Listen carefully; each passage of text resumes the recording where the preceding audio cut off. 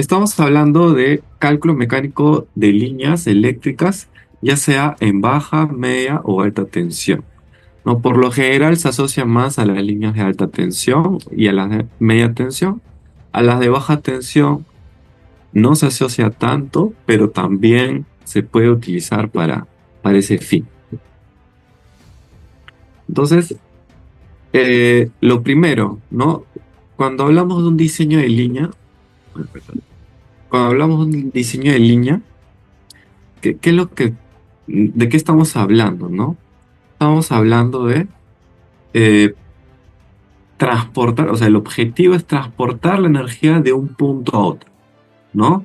Es decir, transportar energía desde una subestación a otra subestación, por ejemplo, o desde un transformador, ¿no? Un transformador de media tensión o de media baja tensión, ¿no? O un transformador de distribución a una casa, por ejemplo, ¿no?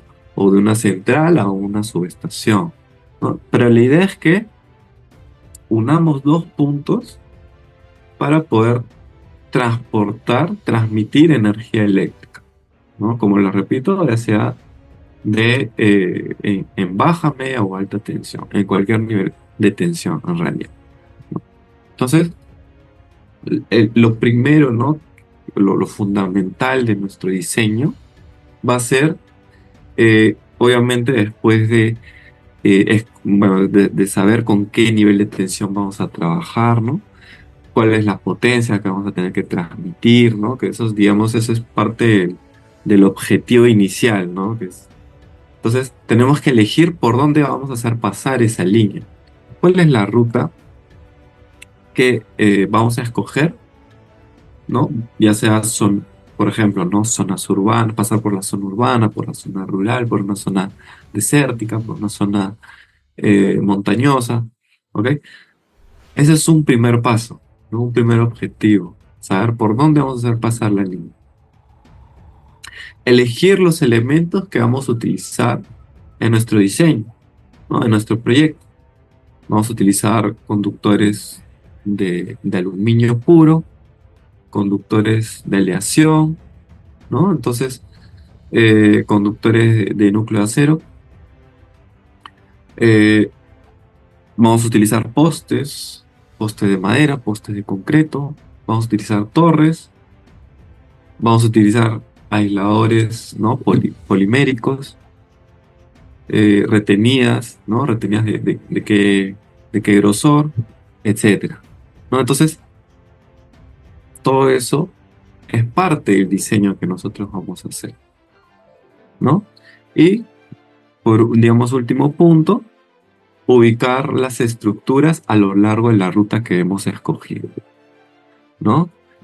Y ubicar las estructuras de manera que nuestro diseño esté correcto. Cuando decimos esté correcto, quiere decir que pues trabaje correctamente, sin ningún tipo de problema, sin poner en peligro a las personas, poner en peligro a los edificios tal vez aledaños o a cualquier bien, ¿no? que pueda existir, o a la misma línea. Entonces, por eso es la importancia de los cálculos mecánicos en nuestra línea, ¿no? Creo que... ya. Esa es la importancia de los cálculos mecánicos para nuestra línea. O sea, tenemos que saber que nuestra línea no se va a caer, así para hacerlo sencillo, no se va a caer en ningún momento. Así como lo vemos en la imagen. Bueno, aunque la imagen es un caso un poco especial, pero también es un caso que puede ocurrir, ¿no? Eh, pero tenemos que verificar que a lo largo de toda su vida útil de la línea, pues no voy a tener ningún tipo de problema, ¿no? Y ahorita, a ver, pues, entonces, cuando hablamos de problemas, ¿no? Pues puede ser problemas de que se caiga la línea, o problemas de desconexión, o problemas eh, de peligro, ¿no? Que nosotros hagamos con las casas aledañas o con las personas que estén pasando, trabajando, ¿no? Entonces, todo eso hay que tomarlo en cuenta para poder hacer nuestro diseño correcto. Entonces, nosotros vamos a, primero, y esto ya es parte, digamos, total del software, ¿no? Vamos a poder representar los conductores, la posición de los conductores. Y eso lo vamos a tener con la catenaria, con la ecuación matemática de la catenaria que nos va a entregar el software, ¿no? Y que va a representar entonces la posición del conductor a lo largo de toda la línea, ¿no? Esto va a depender de varios factores, ¿no? Obviamente del peso del conductor, de su tiro de rotura, de la posición de las estructuras, de la topografía. Entonces, todo eso va a darnos a nosotros una catenaria, y esa catenaria, digamos, va a ser, entre comillas, nuestro punto de partida para poder corregir, para poder ajustar nuestra línea, ¿no? Bueno, mencionar también de que el conductor va a estar sujeto, aunque eso lo vamos a hablar más adelante, va a estar sujeto a la ecuación de cambio de estado, ya que a lo largo de su vida útil va a pasar por varios, eh, varias temperaturas, ¿no? Varias fuerzas que se le van a entregar, y eso va a hacer variar entonces su posición, ¿no? Ahora voy a tratar de consultar. Sí, bien. Voy a tratar de ver un poco el chat de vez en cuando, ¿ok? Bien. Y eso, bueno, esto, esta catenaria nos va a dar entonces lo que se conoce como la flecha del conductor, ¿no? Y la flecha del conductor es la distancia entre el conductor, ¿no? Eso, digamos, eh, es la definición, ¿no? Es la distancia entre el conductor y la diagonal que une a las dos estructuras, ¿no? Que la distancia vertical en el punto medio del vano, ¿no? En el punto medio del vano. Esta flecha es eh, es un factor muy importante que nos va a representar, o que nos va a ayudar a entender cómo está trabajando el vano, ¿no? Y eso lo vamos a tener, por ejemplo, aquí, ¿no? Relacionada a la catenaria, vamos a tener, ¿qué cosa? Que verificar las distancias mínimas de seguridad, ¿no? Distancia mínima de seguridad, en este caso, como estamos viendo en la imagen, distancia mínima de seguridad al suelo, pero también puede ser distancias mínimas de seguridad a los edificios aledaños, o distancias entre los mismos conductores, ¿no? Entonces, aquí estamos viendo una tabla en la cual se va a representar o se va a mostrar. Esta es una norma peruana, pero básicamente en todos los países vamos a encontrar una tabla similar en la que, según los niveles de tensión con los que se trabaja en el país, vamos a tener unas distancias. Estos números que vemos aquí están en metros y representan la distancia mínima a la que tiene que estar el conductor, ¿no?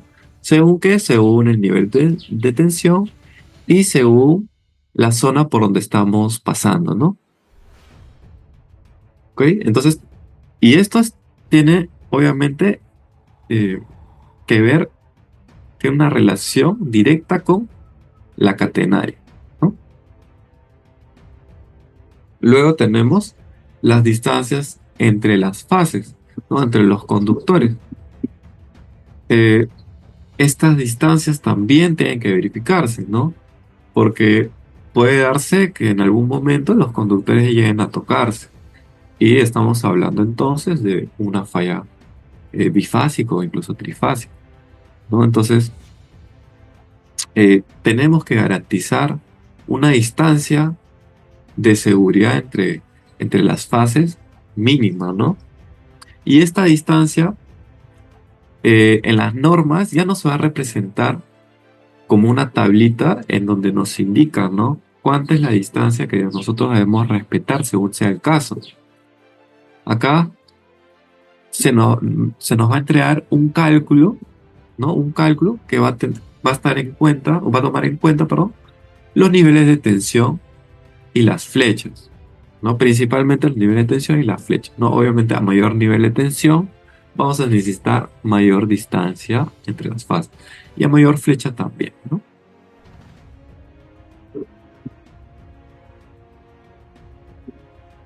A ver, hay una consulta que nos están haciendo, ¿no? La catenaria que muestra el LTK en las distintas hipótesis es la catenaria final, es decir, incluyendo el CRIP. En efecto, el DLTK muestra, bueno, eso tal vez se vería un poco más a detalle, pero sí, digo por lo general porque depende de que estemos trabajando con un conductor que sea cargado correctamente, ¿no?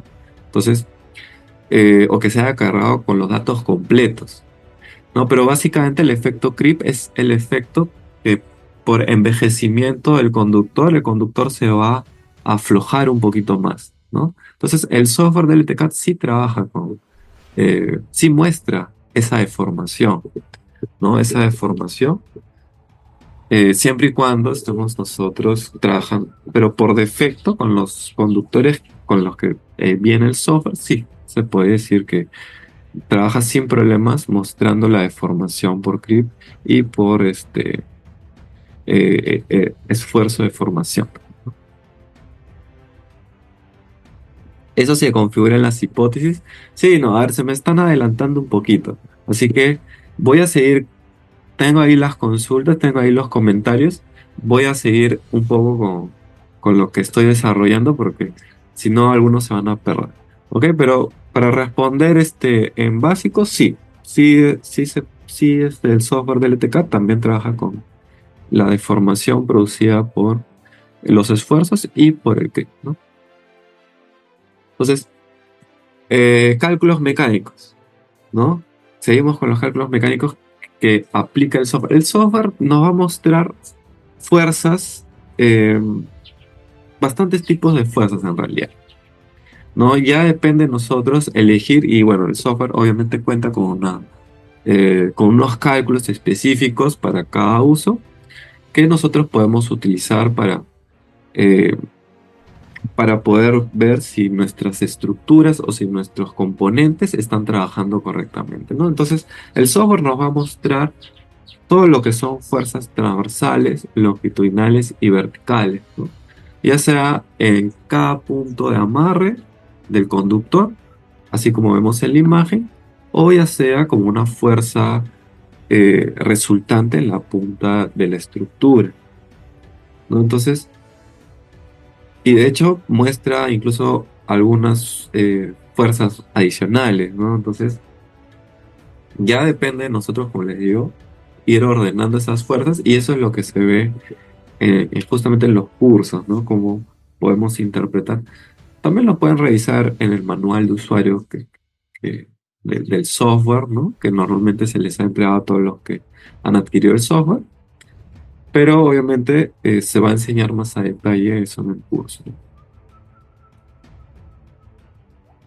Bueno, y estas fuerzas entonces son muy importantes para poder evaluar, ¿no? Cómo están trabajando, en este ejemplo, nuestras estructuras. No estoy haciendo los ejemplos más clásicos, ¿no? Porque obviamente vamos a poder también ver cómo están trabajando o con qué fuerzas están resistiendo, por ejemplo, las crucetas o los mismos aisladores, ¿no? Pero, digamos, para ver los casos más clásicos, vemos aquí cuál es la fuerza máxima que puede resistir en este caso el poste, ¿no? Acá yo tengo una tablita, estas son una tabla de las características del poste que estoy utilizando. Bueno, en este caso tengo varios postes, pero si nos fijamos en el primer poste, por ejemplo, tiene una carga de rotura de 510 y una carga de trabajo de 204.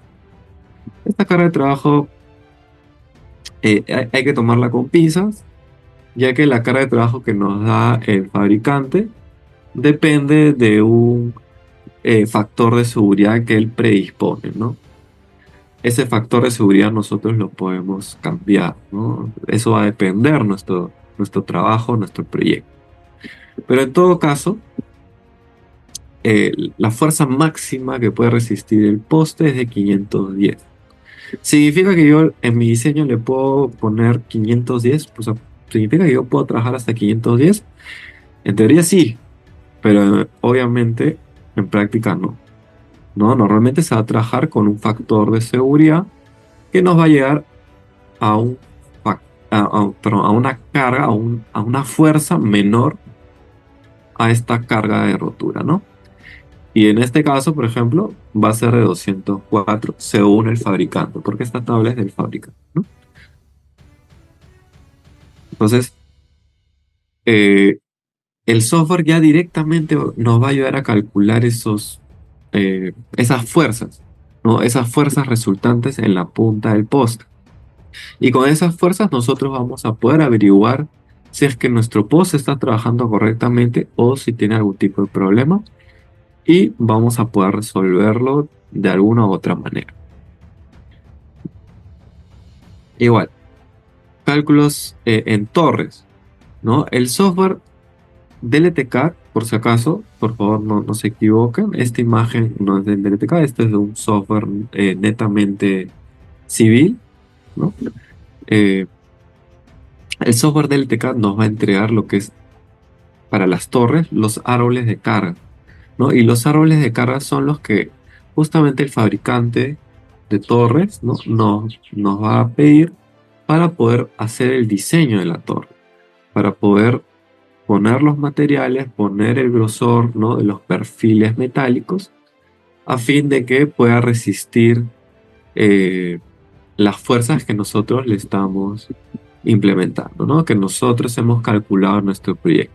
Entonces, este árbol de cargas que estamos viendo en esta parte es fundamental para poder realizar, bueno, en este caso estoy mostrando torres, pero también se utiliza en algunos casos para lo que son estructuras con postes, que son postes metálicos, por ejemplo, en las cuales nosotros pues vamos a colocar o a mostrar las fuerzas que se están aplicando en cada punto de amarre del conductor, ¿no? Entonces, la diferencia, ¿no? que estamos viendo es que entre postes y torres, para ser, digamos, concisos, es que en postes se está trabajando con una fuerza resultante en la punta, ¿no? Y en torres estamos trabajando con fuerzas en los puntos de amarre de los conductores. Muy bien. Entonces, ¿qué es lo que tenemos que tomar en cuenta a la hora de hacer nuestro diseño de línea, ¿no? Lo primero, ¿no? Lo que comentaba al inicio, vamos a tener que elegir el nivel de tensión, la potencia y la frecuencia, ¿no? Esto es, digamos, este es el punto inicial, ¿no? La potencia, por lo menos la potencia, es el punto inicial de nuestro proyecto, ¿no? Tenemos una necesidad, una carga, ¿no? Es una mina o es una ciudad que tenemos que alimentar o es un pueblo que tenemos que alimentar. Hay una carga ahí que se tiene que entregar, ¿no? La potencia. Nivel de tensión, ¿no? Obviamente, ¿con qué nivel de tensión vamos a hacer este proyecto?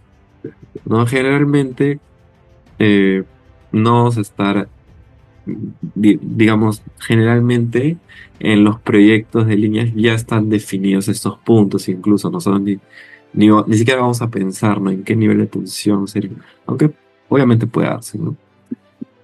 Y la frecuencia que obviamente va a depender de la zona o del país en el que nos encontramos, ¿no? La topografía. La topografía del terreno, por donde vamos a hacer pasar nuestra línea, ¿no? Dependiendo de por dónde vamos a hacer pasar, ¿no? Dependiendo de la ruta, vamos a tener un perfil topográfico.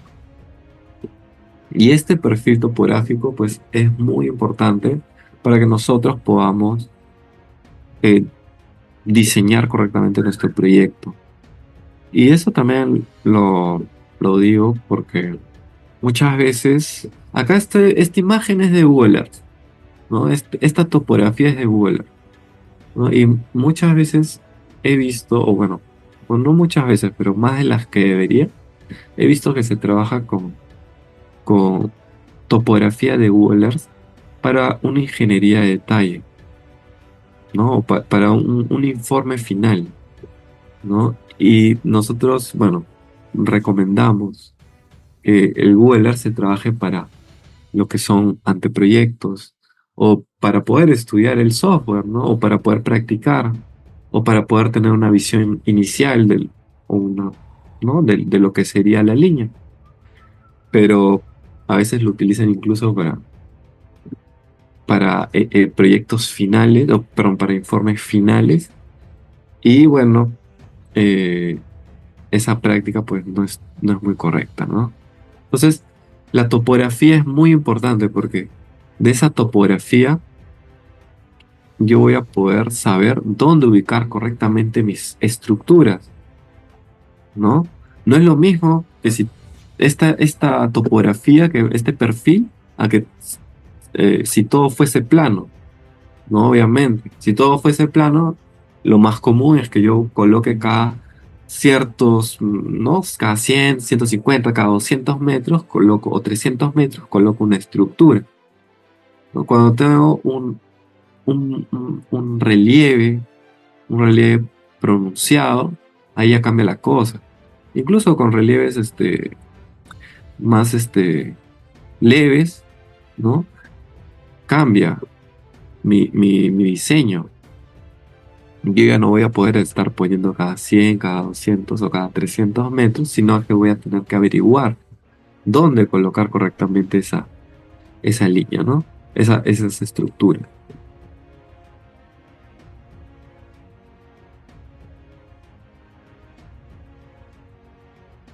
Ok, acá nos comentan, ¿no? Hay que hacer una distinción entre cartografía, ¿no? Google Earth y otras fuentes y topografía. Sí, en efecto, ¿no? Solo que, eh, en efecto, bueno, no es tanto, o sea, el Google Earth también nos da un perfil topográfico.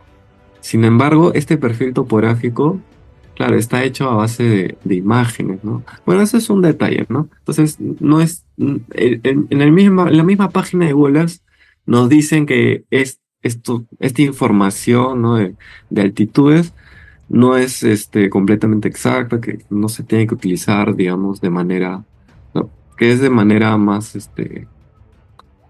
informal, digamos, ¿no?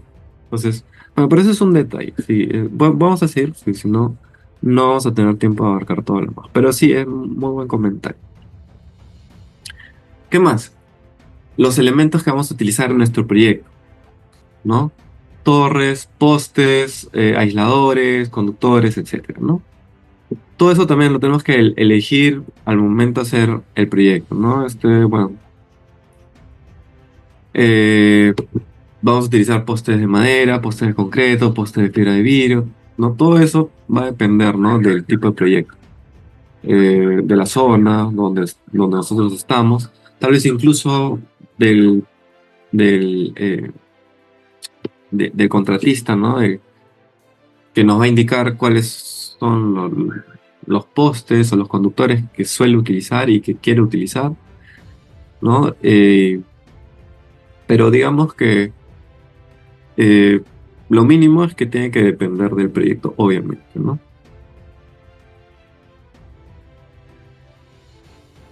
A ver, ¿cómo se comporta el DeltaCAD con la topografía LIDAR, ¿no? En realidad, el LIDAR, ¿no? Bueno, ahí también me estoy yendo un poquito por las ramas, pero el LIDAR es un tipo de tecnología para poder sacar topografía, ¿no? Y la idea es que nosotros obtengamos la topografía de alguna manera, ¿no? Puede ser con GPS diferencial, puede ser con fotometría también, ¿no? Con drones, puede ser con estación total, puede ser como un LiDAR, ¿no? No hay ningún problema. Sin embargo, obviamente hay una manera de poder cargar esa información al software, ¿no? Y eso es Los voy a mostrar ahorita, pero obviamente en el curso es que se muestra más a detalle, ¿no? Entonces, todos los elementos que vamos a utilizar en nuestro proyecto, ¿no? ¿Qué más? Las condiciones ambientales por las que tiene que atravesar la línea, ¿no? A lo largo de su vida útil. Entonces, eh, dependiendo de las condiciones, pues va a depender también el funcionamiento de la línea y el diseño de la línea, ¿no? No es porque yo verifico que para hoy, ¿no? La línea está trabajando bien, que mañana lo vaya a estar, ¿no? Hay que prever los peores escenarios, ¿no? Es lo que se conoce como hipótesis ambiental, ¿no? Que son los peores escenarios ambientales, las peores condiciones ambientales que nosotros debemos considerar, ¿no? Lo más clásico es mínima temperatura, máximo viento y máxima temperatura, ¿no? Dependiendo de la zona, ¿no? Vamos a ver. A ver, vamos a ver las consultas.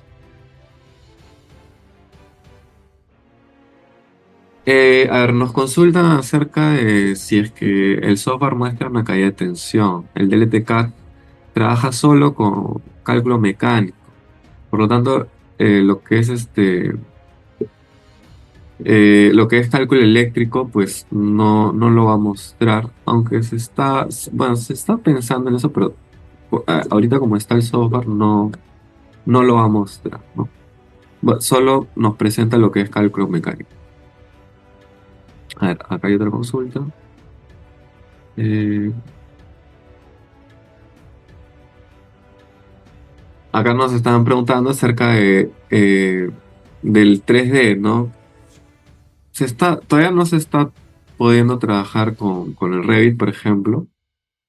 Se está de todas maneras pensando en eso, ya que, por lo menos acá en Perú, el Revit es, bueno, mejor dicho, lo que se conoce como BIM, se está poniendo de moda y, y parece que incluso, ¿no? El ministerio está pidiendo que se trabaje con lo que se conoce como BIM, y que es básicamente, digamos, coloquialmente, se puede decir que es el Revit, ¿no?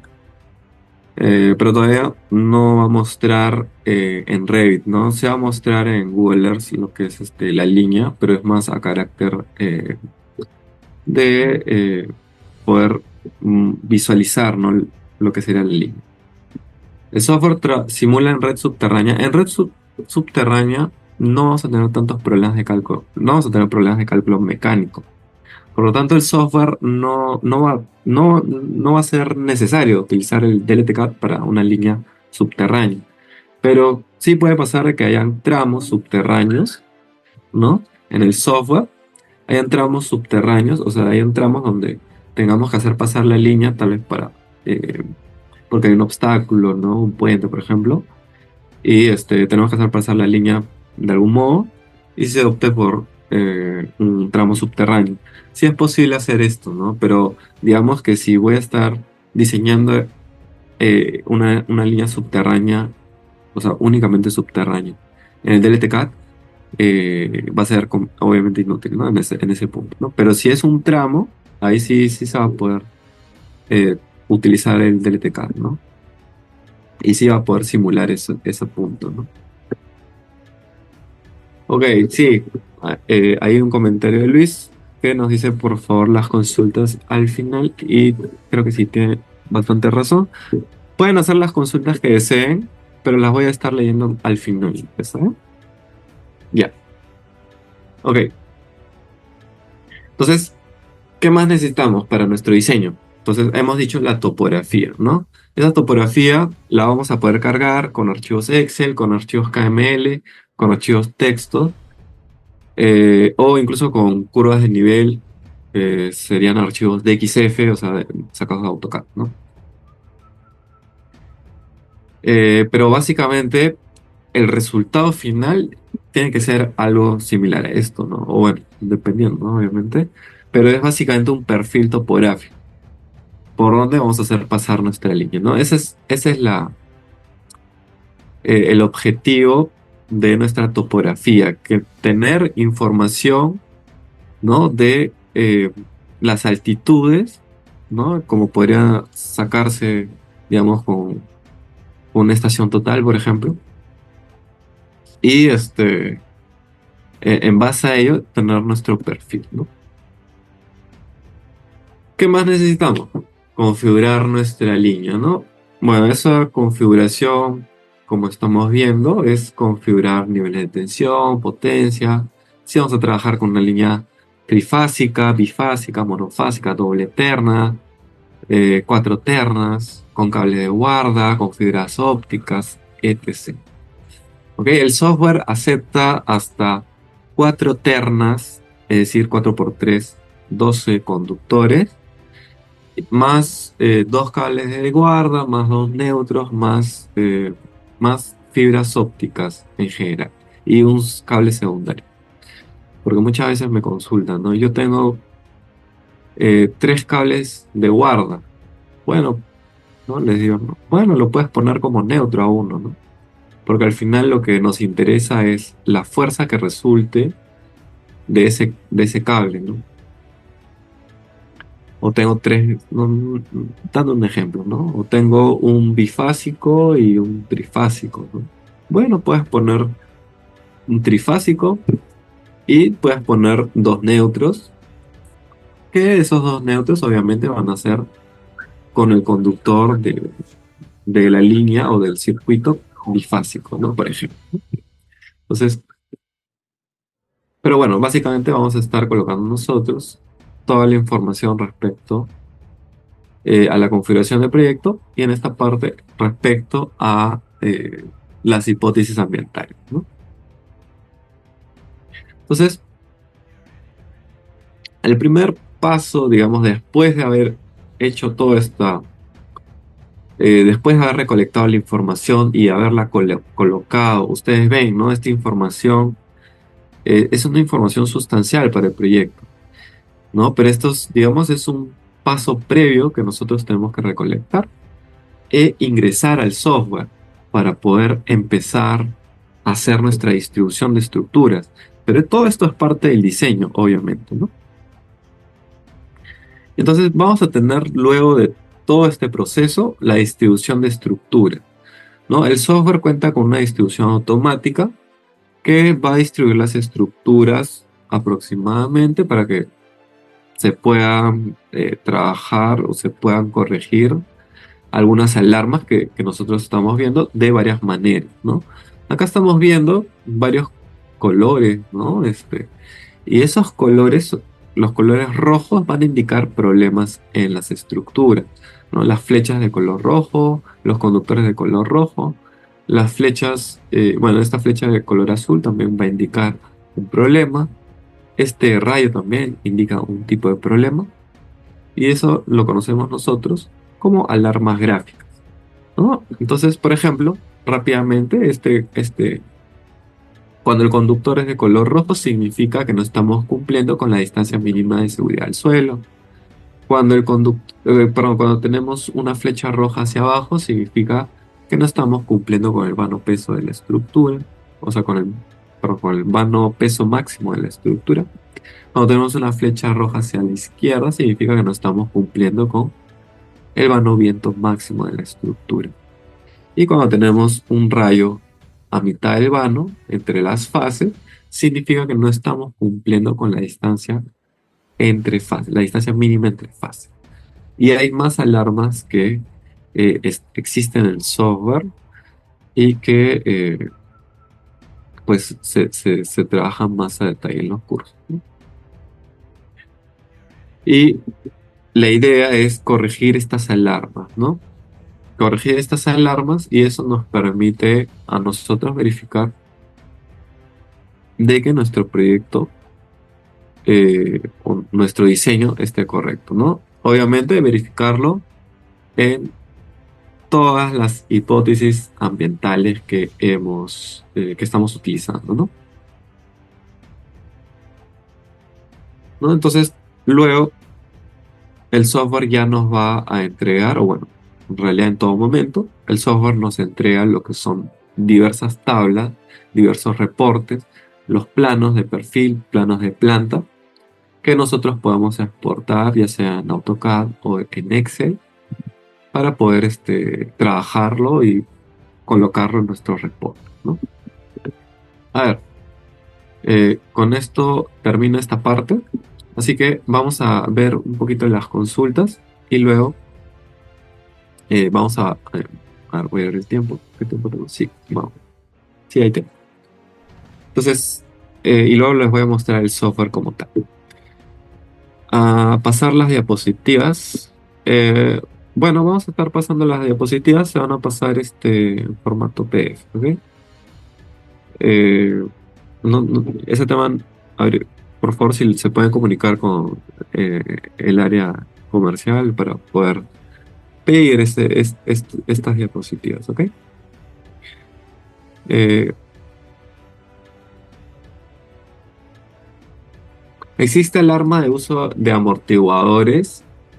Lo que, a ver, esa es una buena pregunta, pero lo que pasa es que no existe en el DLTK esa alarma y la razón principal es que el tema de amortiguadores está muy normado a nivel de que depende o sea, no hay un cálculo específico que se utiliza, simplemente muchas veces, si el vano es más de 100 metros, se pone amortiguador, si es más de 300 metros, se pone 2, ¿no?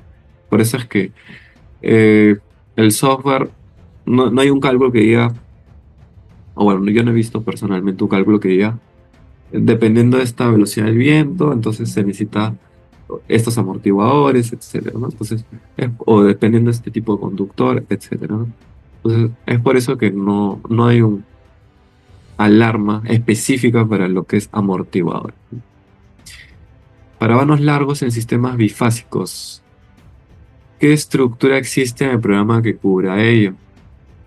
En el software, ustedes van a tener acceso a bases de datos que vienen por defecto, ¿ok? Pero esas bases de datos, como les digo, son por defecto y se pueden generar otras bases de datos, ¿no? El software viene con estructuras monofásicas, bifásicas, trifásicas en varios países, en varias normativas. Acá en Perú tenemos DGE, me parece que Luz del Sur, no sé, ELSE también tenemos, ¿no? Y también tenemos en Colombia, tenemos en Ecuador, eh, me parece que tenemos una en Chile, por ejemplo, en México, en El Salvador, ¿no? Entonces, vienen por defecto, pero se pueden agregar más estructuras, más conductores, más postes, lo que ustedes deseen, ¿no? Obviamente. Y ustedes mismos lo pueden hacer de manera manual, o en el caso de que es algo que también es importante, creo que es importante para los que no están trabajando en proyectos, sobre todo de otros países, o de otras normativas, que no encuentran su normativa en el software, es que nosotros también lo que hacemos es, cuando no existe la normativa en el software, ¿no? Le pedimos a nuestro cliente, ¿no? Le decimos, ¿cuál es la normativa que ustedes utilizan? Es esta, ¿no? Y nos pasan todos los perfiles, todas las siluetas de las estructuras. Y nosotros los cargamos. Así ganamos los dos. Nosotros, por un lado, pues completamos nuestras bases de datos y el cliente, pues ya tiene a su disposición la base de datos que él necesita, ¿no? A ver, ¿qué más? Ok.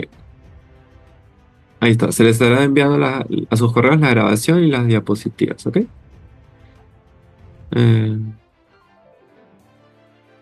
Después de verificar las alarmas, ¿qué se tiene que verificar en el diseño? Eso va a depender de nuestro proyecto en realidad. Ya a ese punto, en realidad, depende del tipo de proyectos, ¿no? Si estamos trabajando con torres, por ejemplo, habría que verificar o habría que sacar lo que son los árboles de carga. Si no estamos trabajando con las prestaciones mecánicas de las estructuras, habría que trabajar eh, con el cálculo mecánico de estructuras, ¿no? Entonces, depende del proyecto, depende de nuestras condiciones de trabajo, ¿no? Entonces, pero digamos, para ser eh, sencillos, después de verificar las alarmas y que ya no existan alarmas, en teoría se supone que el diseño está correcto, ¿no? Pero, como les digo, depende, como siempre, del diseño que estamos trabajando. Eh, para edificaciones rurales. A ver, para una consulta, para electrificaciones rurales es recomendable diseñar en trifásico o en bifásico. Ok, eso obviamente va a depender de la potencia, ¿no? De la potencia, cuando estamos hablando de electrificación rural, podemos estar hablando de una sola, de unas viviendas, ¿no? Unas pocas viviendas o de un pequeño pueblo, ¿no? O de un pueblo, en realidad, ¿no? Que no tiene por qué ser tan pequeño. Entonces, va a depender de la carga, en realidad, ¿no? Trifásico o bifásico, ¿no? Ingeniero, ¿me podría dejar su contacto para enviarle las normativas para que se cargue la configuración de Guatemala? Claro, no hay problema. De hecho, no estoy seguro, tendría que verificar si es que ya tenemos alguna normativa de Guatemala. Pero claro, le voy a dejar en privado mi contacto. No, de hecho, lo voy a dejar en el chat. Voy a dejar el contacto del soporte técnico para que ustedes puedan consultar ahí. ¿Ok? A ver, por favor, si alguien puede poner en el chat mejor el número de soporte técnico, no olviden que hay que ponerle más 51 porque estamos en Perú. Ok, ¿Cuál ahora lo sería? coloco, ingeniero. Gracias, gracias, Luis. ¿Cuál sería el flujo de trabajo entre el DLTCAD y el CANREL? Ok, el CANREL es un software, bueno, eso lo van a ver el día viernes, pero básicamente es un software que calcula las prestaciones máximas, lo máximo que puede resistir cada estructura, ¿no? Cada estructura. Entonces, en sí el CANREL es, digamos, un software que es posible adaptarlo, es posible, eh, digamos, asociarlo al DLTK, ¿no? De hecho, se pensó para eso, ¿no? Aunque en realidad el CANREL está más enfocado a empresas eléctricas que quieren eh, encontrar las distancias máximas, los vanos máximos para cada una de sus estructuras, ¿no? Ahí está. Ahí está el correo de soporte en el chat. Y bueno, también pueden dejar el número de WhatsApp. Ok, muchas gracias. Ahí está el número de WhatsApp y el correo. Ok,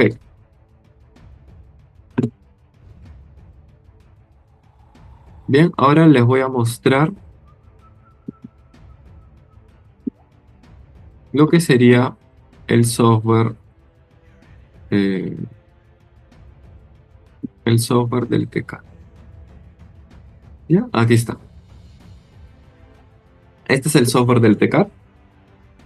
Este software, entonces, como les digo, nos va a permitir calcular o hacer los cálculos mecánicos de manera más sencilla. Y bueno, el primer paso, bueno, estoy obviando aquí un paso adicional, pero digamos el primer paso es cargar la topografía. Ya voy a cargar la topografía, lo voy a hacer de manera rápida, de hecho este es un ejemplo que está en el curso. Y aquí ya tengo mi vista de planta, ¿no? Estos son mis puntos topográficos, ¿no? Cada punto que vemos aquí tiene una coordenada X, Y y una altitud, ¿no? Entonces, todo eso me va a dar un perfil topográfico, ¿no? Que voy a configurar aquí. Ok, toda esta parte la estoy haciendo un poco rápido. No les voy a poder mostrar todo el detalle aquí. Ok. Y en base a ello ya tengo mi perfil topográfico, ¿no? Esos son los pasos que yo les estaba mostrando anterior, ¿no? Tengo mi perfil topográfico. Voy a cargar los elementos que voy a utilizar en mi proyecto, ¿no? Ya sea esta es una línea de media tensión, bueno, no, este es más una línea de media tensión, poste de madera, pueden ser postes de concreto, de fibra o de metal, ¿no? Pero configuro, ¿no? Los elementos que necesito utilizar, igual con los armados, ¿no? Por ejemplo, acá tengo armados bifásicos, trifásicos, dependiendo del proyecto. Voy a hacer el ejemplo clásico. ¿Ok? Voy a cargar algunas estructuras.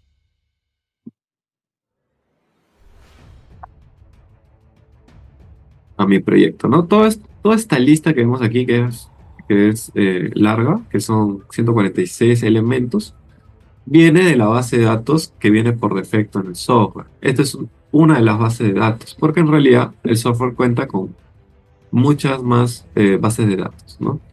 De estructuras, de conductores, de postes, entonces, de aisladores. Entonces, normalmente vamos a poder trabajar sin ningún tipo de problemas. Y si falta información, pues ya saben, la pueden cargar ustedes mismos o simplemente nos piden a nosotros que la carguen. Falta aquí tal vez una estructura así y listo. Ya. Vamos a dejar acá como está y configuro aquí mi línea, ¿no? Puede ser, hay diferentes niveles de tensión que nosotros podemos elegir.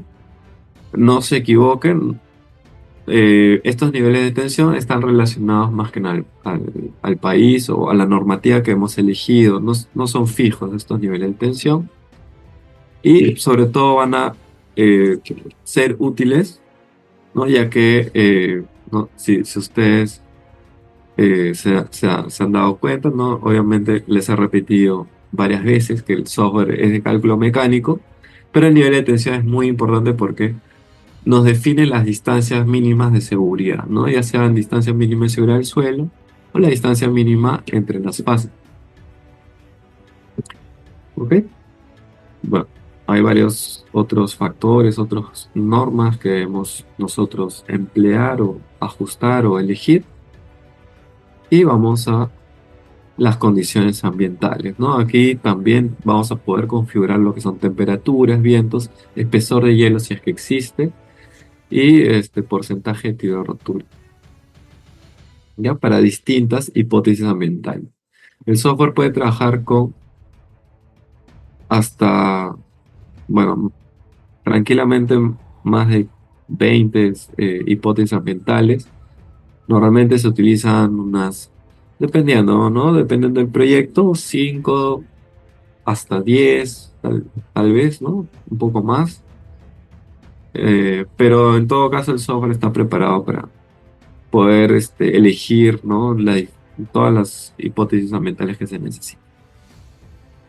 Recordar que colocar más hipótesis ambientales no significa sí o sí que nuestro proyecto va a ser más seguro, ¿no? Porque si yo coloco una hipótesis de máxima temperatura en 60 grados y luego coloco una hipótesis adicional en 50 grados, ¿de qué me sirve la de 50 grados si ya tengo la de 60, ¿no? Por ejemplo. Pero bueno, listo. Coloco esto. Configuro un poco los datos por omisión. Antes de esto voy a dejar esto aquí. Listo. Voy a configurar los datos por omisión. Ya está. Y hago mi distribución automática.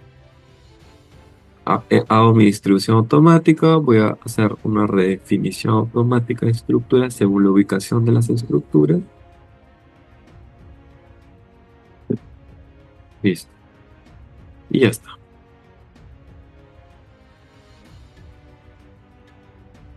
Ok. Ahí está.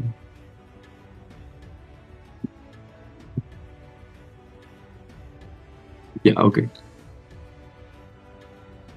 Entonces, como estamos viendo, ya tenemos aquí lo que es la distribución de estructuras.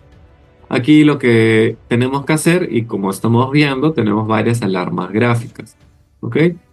Ahora voy a quitar un poco la información para que no moleste en pantalla. Tenemos varias alarmas gráficas que son estas de aquí, esta flecha roja, este conductor de color rojo, esta flecha hacia arriba, este rayo. Entonces, todo eso nosotros tenemos que resolverlo de alguna u otra manera, ¿no? Bueno, eh, no estoy seguro si en el manual de usuarios, creo que sí, se comenta, pero bueno, obviamente en el curso se dan más detalles, ¿no? De cómo poder corregir estas alarmas. Igual me parece que hay algunos videos, ¿no? Que están en el YouTube, en donde se explica, ¿no? Cómo poder resolver estos problemas. Solo que son un poco más antiguos, ¿no? Son de versiones anteriores. Muy bien.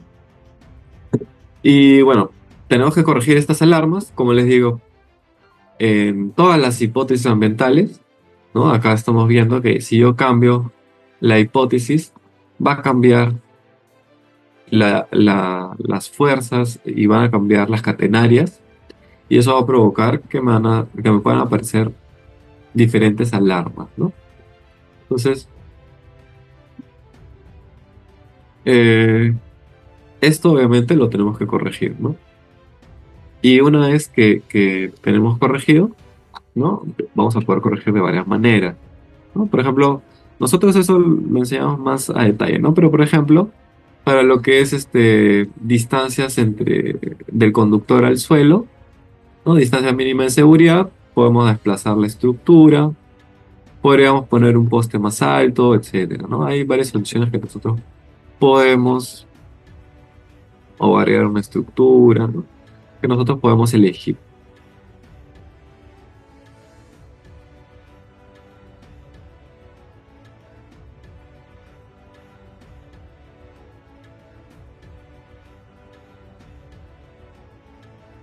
De hecho, hay más posibilidades, ¿no? Como por ejemplo, simplemente podría yo incluso, aunque normalmente no se va a hacer esto, ¿no? Pero incluso yo podría, ahí está, subir las catenarias, pero eso quiere decir que también estoy subiendo la tensión inicial del conductor y estoy subiendo las fuerzas, ¿no? Entonces, eh, ¿qué más, no?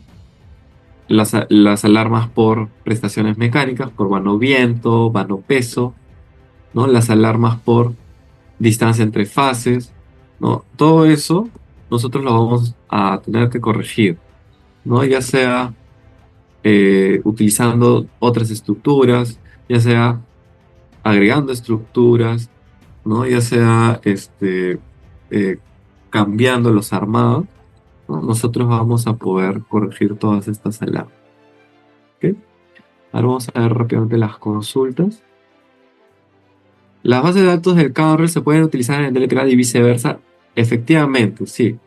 De hecho, en los tres software se pueden utilizar las bases de datos bueno, obviamente en el DLTCAD, ¿no? Ustedes van a poder ponerlas en el kernel y también incluso en el DirectCAD, ¿no? Del DirectCAD también van a poder extraer las bases de datos y ponerlas en el DLTCAD, solo que obviamente el DirectCAD tiene más bases de datos porque tiene transformadores, ¿no? Tiene tableros, etc. ¿No? Esas bases de datos no las tenemos aquí. ¿Podría explicar todas las columnas de la plantilla de cálculo mecánico de estructuras con DLTCAD? A ver, lo voy a hacer de manera muy resumida, pero voy a explicar, pero muy brevemente, bueno, porque nos podría llevar en realidad una buena hora, ¿no? Una hora y media, explicar bien este cálculo, ¿no? Pero básicamente este cálculo, ¿para qué sirve? Para verificar si el poste está trabajando correctamente o no, ¿no? Entonces, esta primera columna es de armados, esta segunda columna es de soporte del poste que se está utilizando, el ángulo que está experimentando el poste. El ángulo, me refiero al ángulo que se ve en la vista de planta, ¿no? Y la carga de rotura del poste, ¿no? Ese es el límite máximo, el límite físico que puede resistir el poste. Y la fuerza resultante que está experimentando el poste. Esta fuerza que se está mostrando es entonces la fuerza que tiene que resistir el poste, ¿no? Y aquí el factor de seguridad requerido. En este caso me está mostrando puro cero porque hay que configurarlo aquí. ¿Ok? Voy a poner acá rápido. ¿Ok? Ya está. El factor de seguridad calculado y si es que estoy cumpliendo o no con, eh, con estos factores de seguridad. ¿No? Acá, por ejemplo, estoy trabajando con un factor de seguridad de 2 y en este caso el factor de seguridad calculado es de 1.06. ¿Por qué 1.06? Porque 680 dividido entre 639 me sale 1.06. No es suficiente, ¿no? O mejor dicho, esta carga de rotura no es suficiente. Esta fuerza en punta es demasiado, ¿no? Me dice que no estoy cumpliendo. Yo puedo agregar aquí una retenida, aunque bueno, acá eh, no deberías ponerse en este punto, pero acá sí. Esto, bueno, voy a configurar eso. No, no me va a salir. Ya está.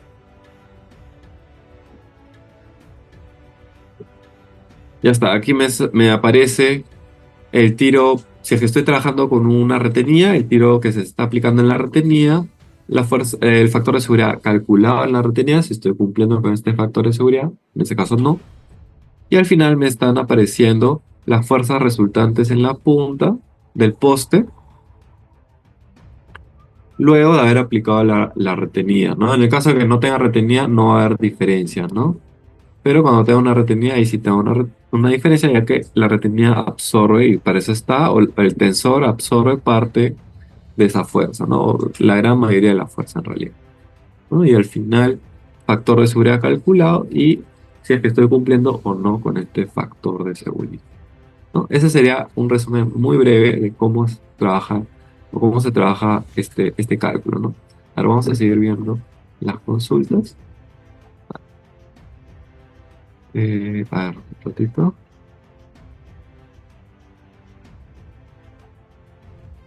La distribución es automática, pero como ustedes están viendo, como ustedes han visto, o como ustedes están viendo, me van a salir varias alarmas, ¿no?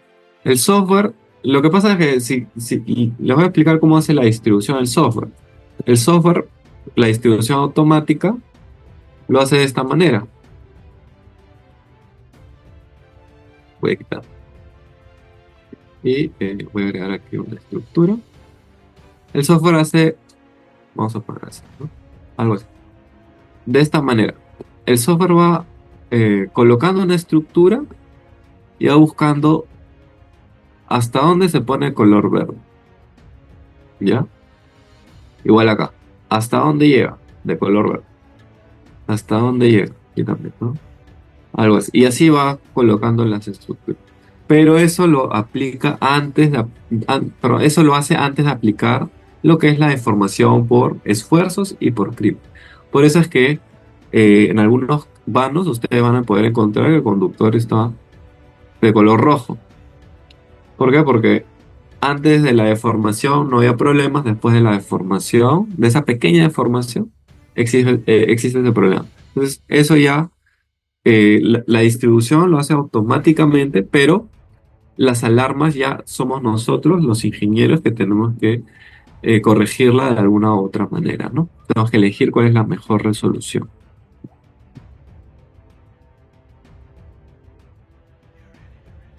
Si hay cruce de líneas, ¿cómo lo representa el software? Eso nosotros lo catalogamos como un obstáculo de línea. Y eso nosotros normalmente lo colocamos como, bueno, nosotros aquí podemos colocar lo que es un obstáculo de tipo una línea. Bueno, acá hay unos ejemplos de línea. Podemos configurar otros, obviamente. Vamos a escoger, por ejemplo, este de aquí. Y vamos a poner, y ponemos a qué altura está este obstáculo, ¿no? Y listo, ¿no? Y de esta manera, el software está representando el conductor a la altura que nosotros le hemos dicho que el conductor va a estar. Y la distancia de seguridad que nosotros, lo que nos dice la norma, que nosotros tenemos que respetar, ¿no? Esto es un círculo en realidad, no solo que por temas de escalas se está viendo como una elipse, ¿no?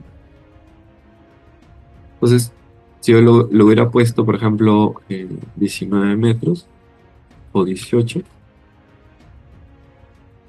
ahí sí estoy tocando el conductor y tengo que ver la manera de poder trabajar correctamente, ¿no? Por ejemplo, así. ¿Dónde y cuándo debo aplicar las retenidas? Las retenidas normalmente se van a utilizar en lo que son eh, estructuras que soportan eh, desequilibrio de fuerzas, ¿no? Entonces, ¿cuáles son esas estructuras que por defecto van a tener que soportar desequilibrio de fuerzas? Por ejemplo, ¿no? La estructura terminal, la primera estructura, ¿no? De este lado no tengo conductor, ¿no? Acá voy a necesitar una retenida.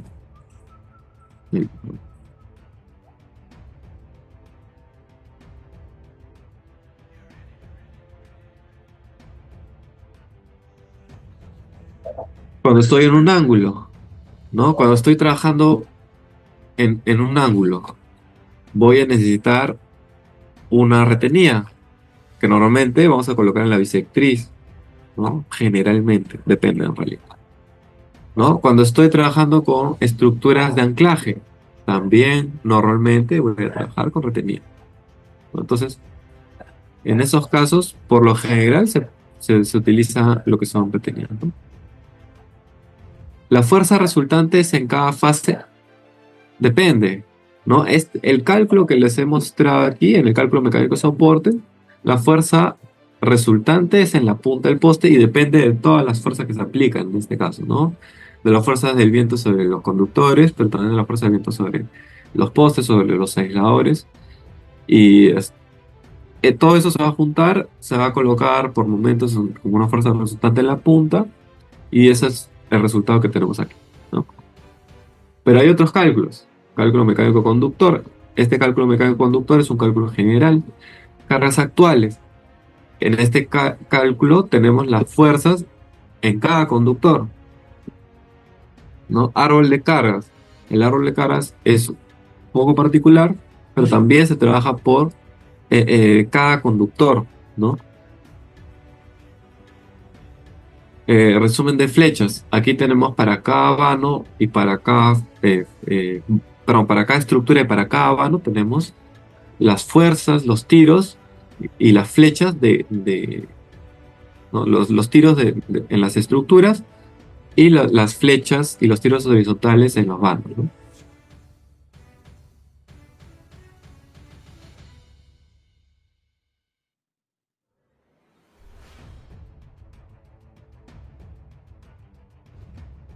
A ver, acá hay una consulta muy interesante. Me parece que una de las nuevas cosas del DLTK es que ella trabaja con curvas de nivel. En efecto, además del perfil longitudinal, quiere decir que nos podemos desplazar de manera transversal, como acomodarnos a la topografía. Eh, exacto. En realidad, sí, podemos trabajar nosotros con las curvas de nivel. Perdón, no tengo un ejemplo ahorita. Eh, Y claro, esas curvas de nivel nos van a permitir a nosotros, al momento de hacer si tenemos nosotros un problema en la línea, tal vez, ¿no? En la ruta que hemos escogido no es la más óptima, y entonces, ¿qué nos queda, ¿no? tenemos que cambiar sí o sí la ruta o por algún tema, ¿no? Que no sea técnico, tenemos que cambiar la ruta. Entonces, ¿qué es lo que podemos hacer? Desviar, ¿no? Desviarnos de la ruta. Si tenemos las curvas de nivel, ya no necesitamos nosotros cargar al software la nueva, eh, los nuevos puntos topográficos, sino directamente trabajar eh, con las curvas de nivel que tenemos, ¿no? Y acá justamente está la opción de trazar variante de ruta.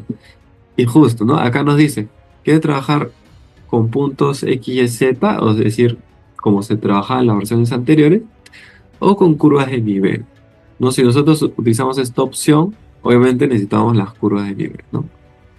Pero básicamente nos va a permitir movernos. Bueno, acá no tengo curvas de nivel, así que no voy a poder hacerlo, pero nos va a permitir hacer los cambios de ruta de manera libre. Ya no necesito yo conseguir la ubicación de los puntos topográficos, ya no necesito las coordenadas, sino directamente el software ya tiene las coordenadas aquí. Ustedes pueden ver aquí en esta parte, ¿no? El software ya tiene las coordenadas este-norte, y con las curvas de nivel nosotros ya tenemos altitudes, ¿no? Entonces, sí. En el cálculo mecánico conductor, ¿cuál es el indicador que cumple el diseño? Que cumple el diseño. ¿Cuál es el indicador que cumple el diseño? El cálculo mecánico de conductor,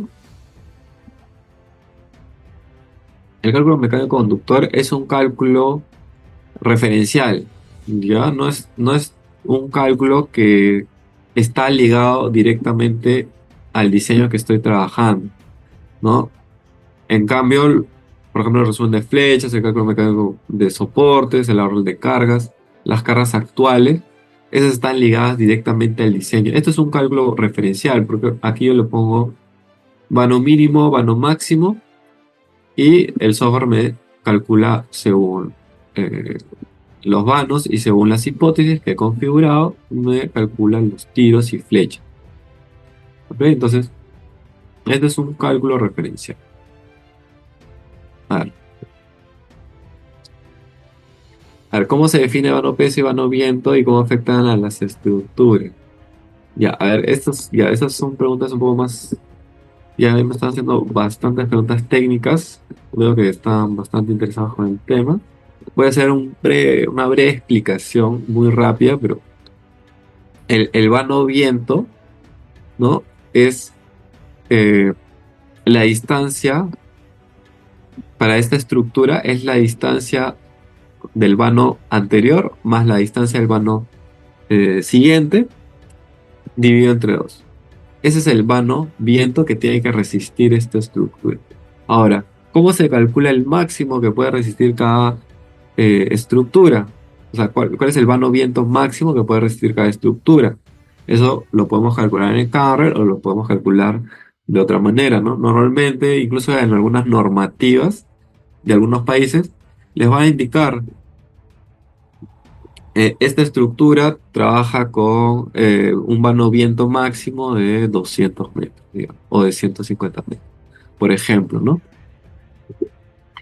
Y el vano peso se calcula como la distancia entre los puntos más bajos de las catenarias que están a los costados de la estructura. Es decir, eh, acá tengo el punto más bajo de esta catenaria, acá tengo el punto más bajo de esta catenaria, entonces la distancia horizontal me da el vano peso de esta estructura. Básicamente, el vano viento significa que es la porción de conductor o la distancia de conductor, la longitud del conductor que mi estructura tiene que soportar frente a las fuerzas del viento que van a aplicar una fuerza transversal, ¿no? Y el vano peso es, significa, ¿no? La fuerza que tiene que resistir, que tiene que soportar el poste, o mejor dicho, perdón, el peso que tiene que soportar el poste, ¿no? En esta estructura según la disposición, ¿no? de las estructuras, ¿no? De las catenas.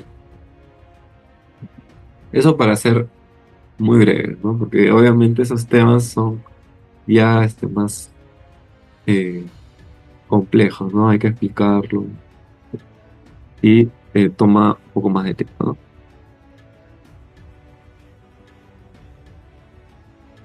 El software crea las curvas de nivel a partir de los puntos que se cargan o se le va a adicionar algún tipo de archivo shape. Para poder utilizar las curvas de nivel, se tiene que trabajar con archivos de XF, que trabaje con...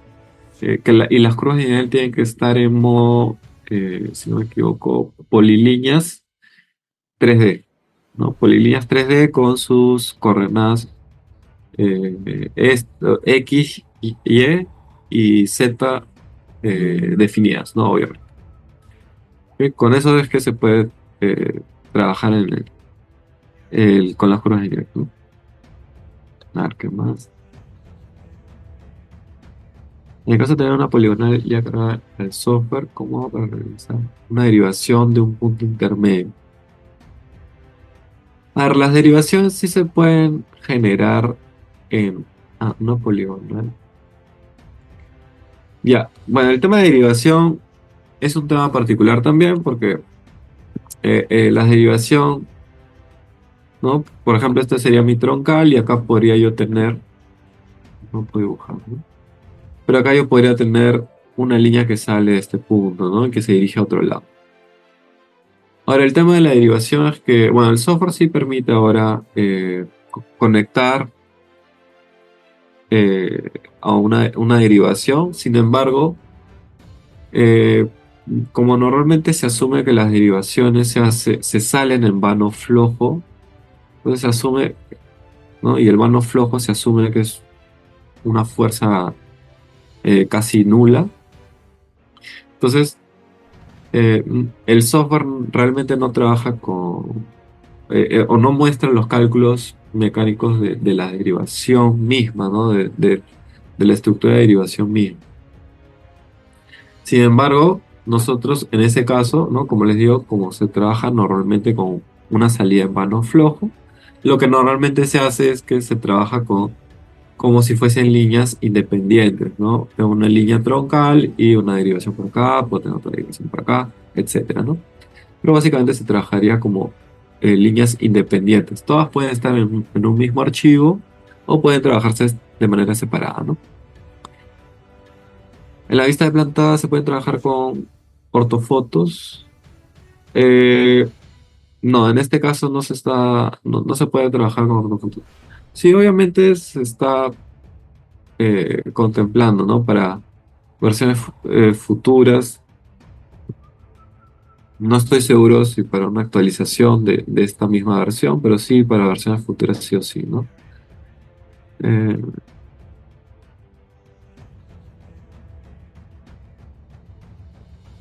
a ver, ya.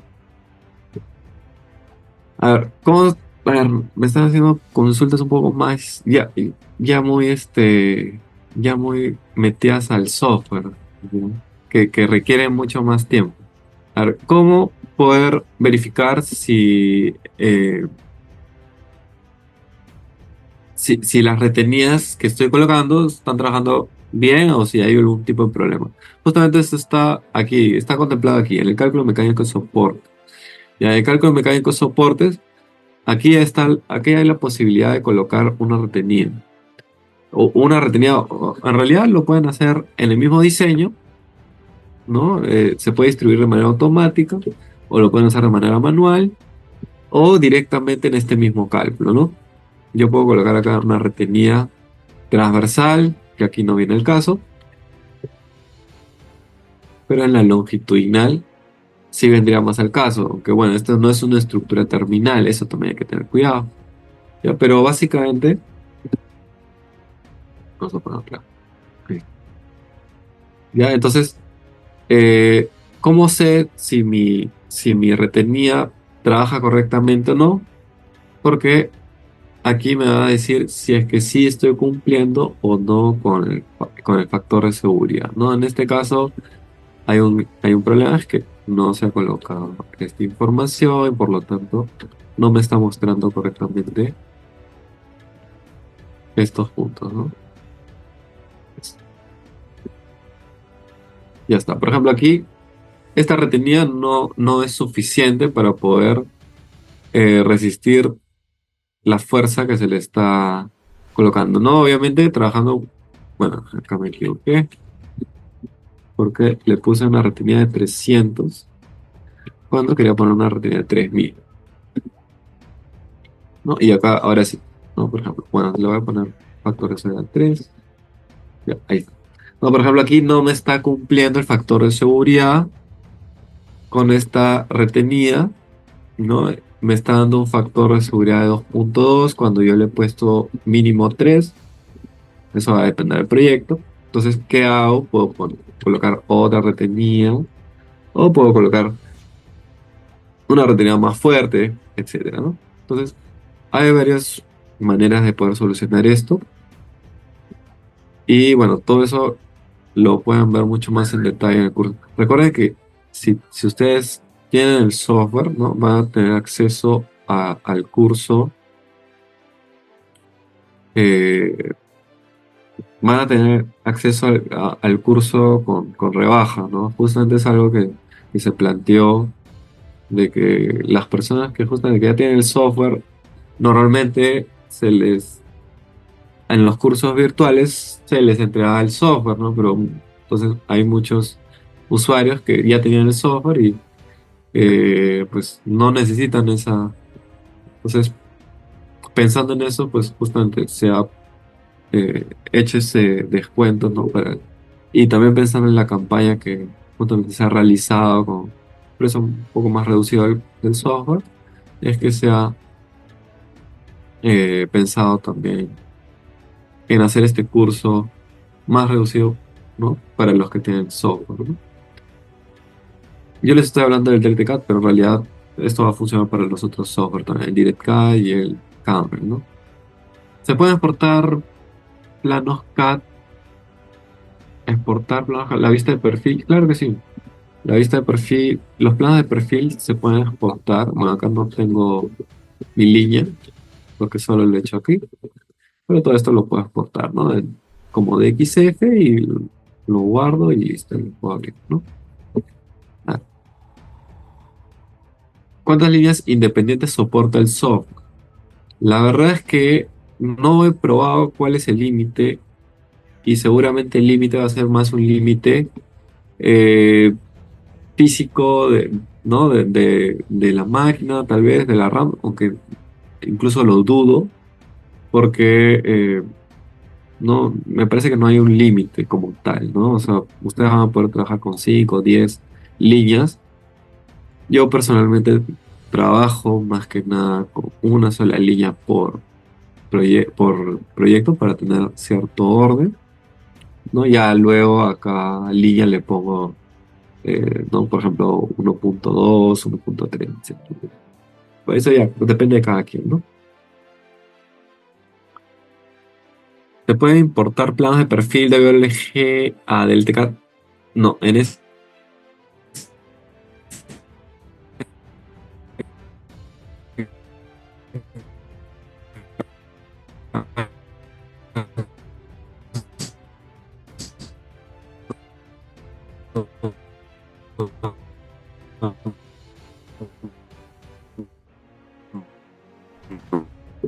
el software más que nada va a trabajar con DXF, pero no. Preguntar,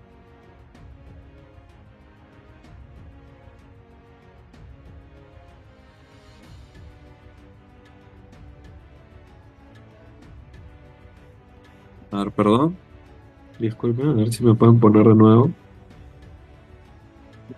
Ahí está, perfecto, muchas gracias. Disculpen que tengo problemas ahí con mi internet. A ver, había una consulta. Ahí está. Respecto a los vértices, ¿no?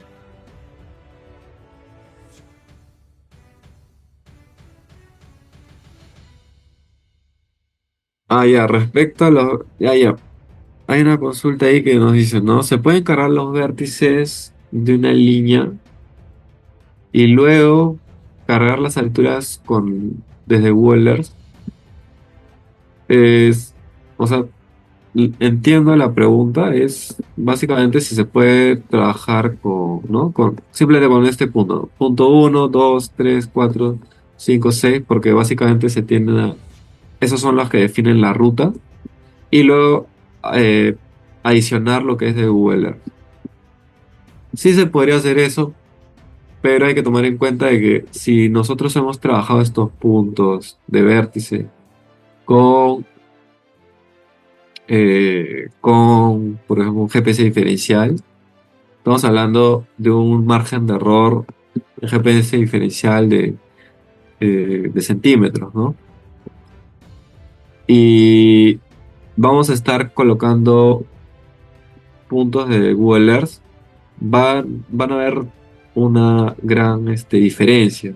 ¿Por qué? Porque Google Earth, bueno, en realidad depende de la zona, pero el Google Earth tiene un margen de error más en metros, ¿no? Entonces, ustedes no van a tener lo mismo, ¿no? Ahí se recomienda trabajar directamente desde Google Earth, ¿no? Todos los puntos de Google Earth, ya sean los vértices como los puntos intermedios, ¿no? ¿No?